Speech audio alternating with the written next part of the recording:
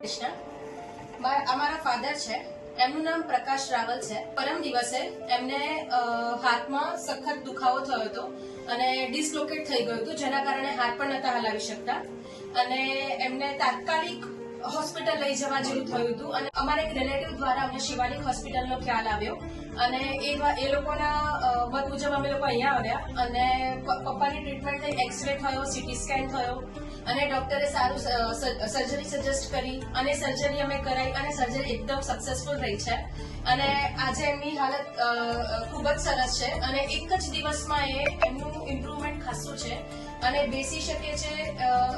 Improvement ખાસું છે એમ ઇન્શોર્ટ. હા, અને ઓપરેશન પણ ગઈકાલે જ થયું છે.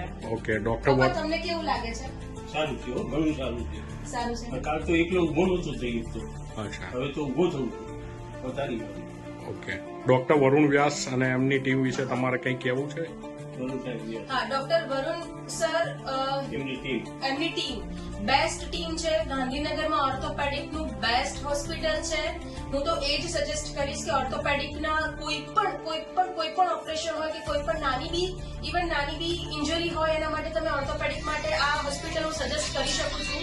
બેસ્ટ હોસ્પિટલ છે અને ત્યાં તમને તાત્કાલિક ઈલાજ મળી જશે. અને બીજી વસ્તુ, સ્ટાફ એકદમ કોઓપરેટિવ છે. ડોક્ટર બી એમની બેક ટુ બેક વિઝિટ રહે છે. એવું ક્યારેય નથી બન્યું કે અમારે એમને શોધવા જવું પડ્યું છે કે બોલાવવા જવું પડ્યું છે.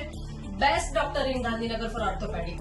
Thank you madam, thank you so much અને thank you sir for speedy recovery અને તમે રેગ્યુલર કામમાં તમે લાગી જાઓ એવી અમારી શુભકામનાઓ. Thank you sir. Thank you so much.